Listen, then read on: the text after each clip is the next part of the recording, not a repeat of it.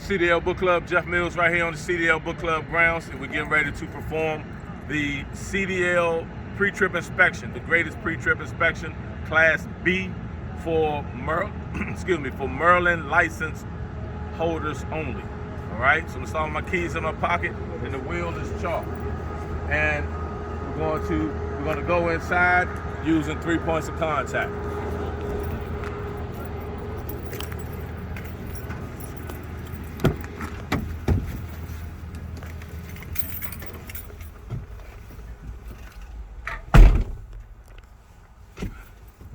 Three points of contact entering, and I'm going to put the key in the ignition. I'm going to put my seatbelt on,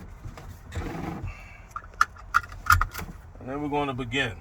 So I'm going to begin by turning the vehicle on using the safe start. I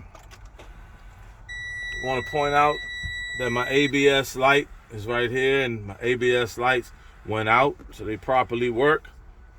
I'm waiting on the heater coil to go out so I can properly turn the truck on.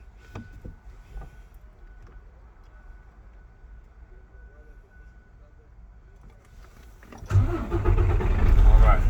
So now, I'm gonna turn the truck on, and I want the air to build up to the governor cutout rate at 120 psi. So while it does that, I'm going to do my internal inspection.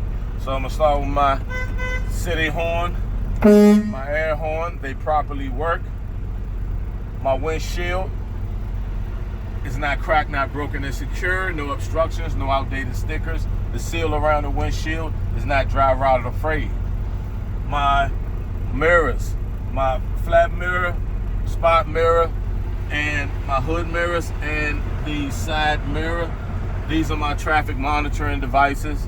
They're not cracked, not broken, and secure.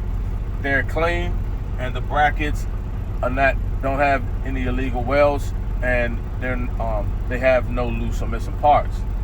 Now, we're going to with this lever indicator right here. This lever, I'm going to do my indicators, and that sneeze that you just heard was the sneeze that my vehicle has reached the governor cutout rate at 120 psi. So now we're going to do the left turn indicator, right turn indicator, and my four-way flasher indicators. And I'm turning the lights on, and I'm going to flick the lever forward to show my high beam indicator. And they all properly work. And now I'm going to also mention, while I'm looking at the indicators, I'm going to mention that I have enough fuel to perform my test, and I have enough DEF to perform my test. Now, my vents, I'm going to turn it on to defrost and put that on defrost, and I'm going to turn it on, and I'm just going to fill at the top and fill down the bottom, and they properly work. Now I'm going to put onto the vents, and I'm going to fill, and they're blowing, and they properly work. So now I'm going to turn that off. And my 3 emergency equipment in my truck is a fully charged ABC fire extinguisher, 3 reflective triangles, and spare fuses. They're secure.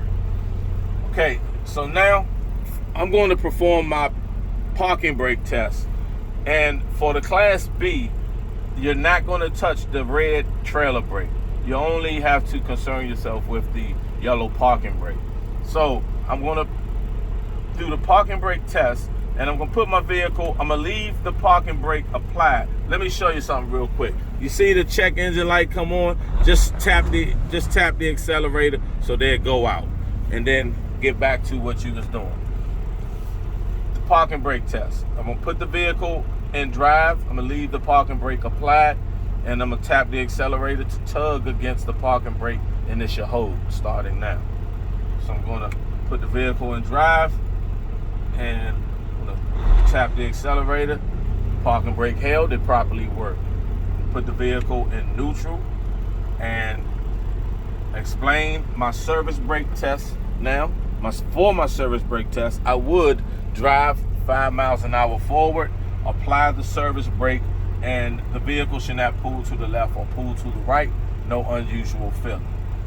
Now, I'm going to let my air pressure, so I really didn't lose too much air, but let's just build up the air. Let's see if we can get the vehicle to the governor cutout rate.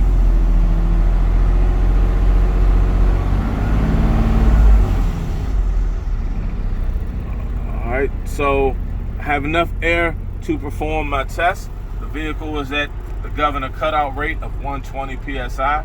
So now I'm going to do three things. I'm going to, 1, turn the truck off. 2, turn the key on so the dash lights up. 3, I'm going to push in the parking brake. Starting now. So 1, turn the truck off. 2, turn the key on so the dash lights up. 3, push in the parking brake and let the air settle. The air is settled. So now get my time, and I'm going to hold the service brake down for 1 minute, and the vehicle should not lose no more than 3 psi within that minute. So I'm going to start now by pushing the service brake down now.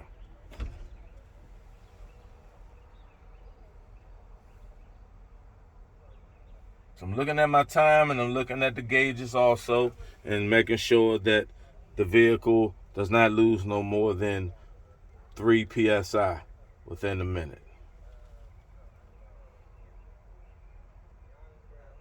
Okay. So we're going to say 1 minute is up.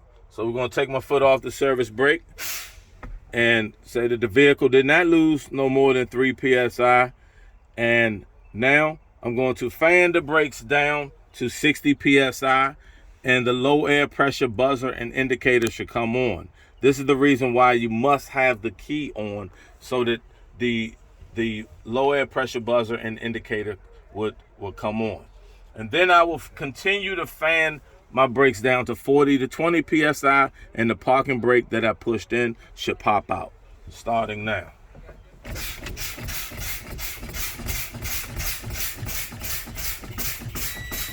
The low air pressure indicator and buzzer came on. They properly work. I'm going to continue to fan the brakes down. Eyes on the parking brake.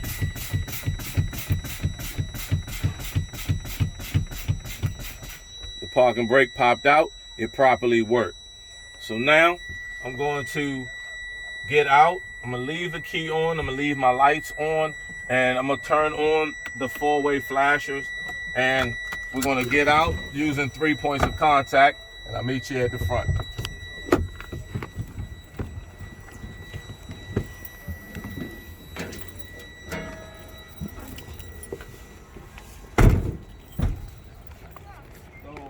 So at the front of the vehicle now, I'm gonna start with my ID clearance lights, and they're not cracked, not broken, and secure. They're amber in color, which is the proper color, and no condensation. They're amber in the front and red to the rear.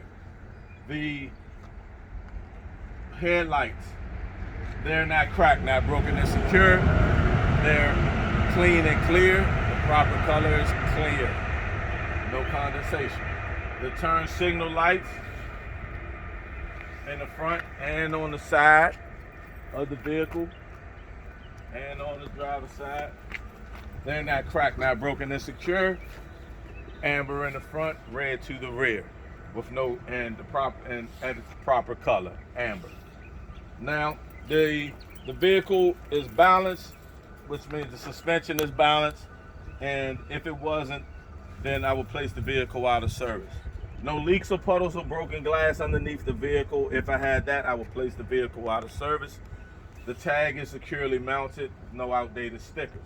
Now I'll open up the hood, and we're going to go to the passenger side.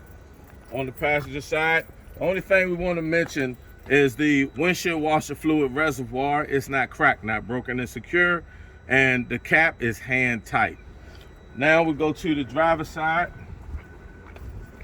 and on the driver's side, I have the air compressor, which is not cracked, not broken, and secure, no leaks, it's gear driven. Underneath the air compressor is the steering pump. It's not cracked, not broken, and secure, and no leaks, and it's gear driven. The engine oil dipstick is not cracked, not broken, and secure, and no leaks. How I would check it, I would check it with the engine off, and I would pull it out, wipe it off, insert it back in, pull it back out, and it should read between the add and the full mark, which is at this proper mark. Then next is the water pump. It's not cracked, not broken, and secure, and no leaks, and is belt driven. The coolant reservoir is not cracked, not broken, and secure, no leaks, and the caps are tight, and it's at its proper level. Now, the steering system. For the steering system, I will start with the power steering fluid reservoir. It's not cracked, not broken, and secure, no leaks, and it's at its proper level. The caps are tight, hand tight. The hoses. The steering hoses are not cracked, not broken, and secure, not dry rotted afraid, no leaks. Now, the steering shaft. It's not cracked, not broken, and secure, no illegal welds, no loose or missing parts, has no more than 2 inches of play, and is free of debris. The steering gearbox is not cracked, not broken, and secure, no leaks, no loose or missing parts. The steering linkage. It's not cracked, not broken, and secure, no illegal welds, no loose or missing parts, and it's connected by castle nuts and cotter pins. System number 2 is the braking system. I'm going to start with the ABS line and the brake hose. They're not cracked, not broken, and secure, not dry rotted afraid. The hose has no leaks. The brake chamber is not cracked, not broken, and secure, no dents, and no leaks. This vehicle doesn't have a push rod and slack adjuster, but if it did, it would be not cracked, not broken, and secure, no illegal welds, no loose or missing parts, and you should pull on it by hand, and it should not be able to be pulled no more than 1 inch with the brakes released. Inside the wheel would be the brake drum. The brake drum is not cracked, not broken, and secure, and no dents, and no brake contaminants, such as oil or metal shavings. Now, this vehicle particularly does not have a brake drum. They have disc brakes. So we're going to say the disc brakes are not cracked, not broken, and secure, no metal grooves, no metal shavings, and no brake contaminants, no legal welds, no loose or missing parts. The brake shoe linings, they're not cracked, not broken, and secure, and they're not worn dangerously thin, no illegal welds, no loose or missing parts. Now, go back inside. System number 3 is the suspension. The suspension system, we're going to start with the leaf springs. The leaf springs are not cracked, not broken, and secure, no illegal welds, no loose or missing parts. They're not shifted or missing. Held down by U-bolts. They're not cracked, not broken, and secure, no illegal welds, no loose or missing parts. The axle is not cracked, not broken, and secure, no illegal welds, no loose or missing parts. The leaf springs are held up by the hanger mounts, and they're not cracked, not broken, and secure, no illegal welds, no loose or missing parts, and none of the mounts are loose or missing. They're connected to the frame, and the frame is not cracked, not broken, and secure, no illegal welds, no loose or missing parts, no extra hose. The shock absorber is not cracked, not broken, and secure, no leaks from the shock absorber, and has no loose or missing parts. Now, we're going to inspect the front steering tire. This is the only axle that you have to inspect. So we want to make sure that it's thoroughly done. So the steering tire is not cracked, not broken, and secure, not dry rotted afraid, no leaks, no cuts or bulges on the side walls. The tread is evenly worn. How I would check the tread is I would check it with a tread depth gauge. How I would check the air pressure is with a air pressure gauge or a rubber mallet. The steering rim is not cracked, not broken, and secure, no illegal welds, no loose or missing parts. All lug nuts and the studs are not cracked, not broken, and secure, no illegal welds, no loose or missing parts, and none are loose or missing. If they were loose or missing, they would show rust or shininess. The valve stem is not cracked, not broken, and secure, no leaks, and it has a metal cap. The oil hub is not cracked, not broken, insecure, no loose or missing parts, and no leaks. Now, we're going to close up the hood. So we're going to close up the hood, and I'll go to the passenger side and strap it down. When you go to the passenger side, the reason why we're coming on this side is because we're not going to come back on this side.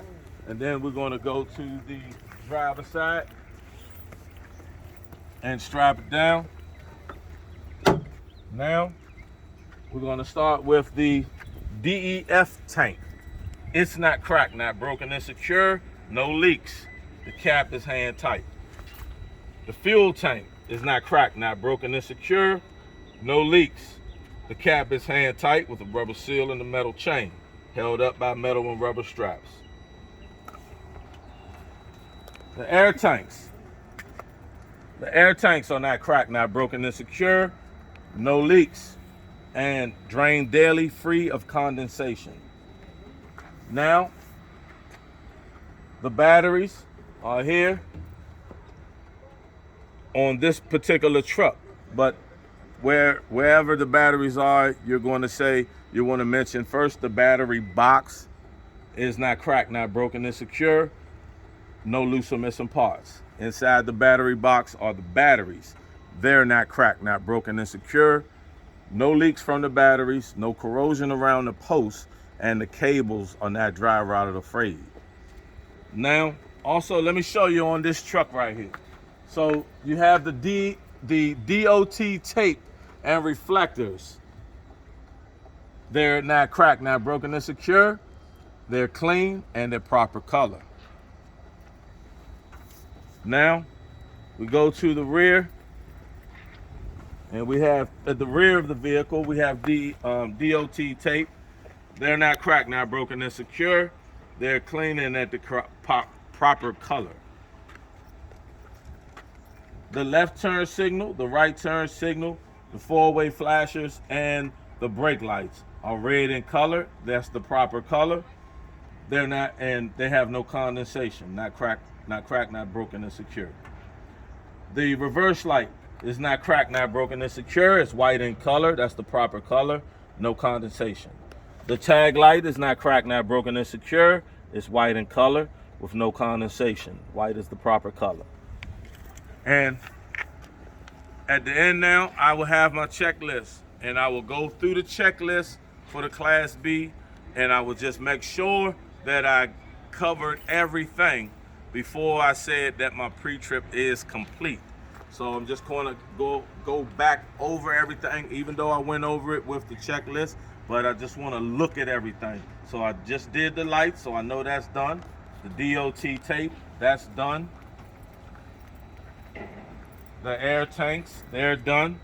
The batteries, that's done. The DOT tape in the back here is done. The fuel tanks, the DEF tank, all my inside is done. My mirrors and everything, all that's done. My emergency equipment, that's done. The gauges and all that's done. The engine compartment, I know that's done because I strapped the hood down. I did that thoroughly. And my tires and rims, the steering axle, that's done. So I would say that this concludes my pre-trip. And if you are interested in getting the pre-trip, the greatest pre-trip books, you can go to the website at thecdlbookclub.com. The exam books and the skills books. And if you're interested in becoming a CDL Book Club member, just give us a call, and we're right here. CDL Book Club is where you get CDL minded. See you soon.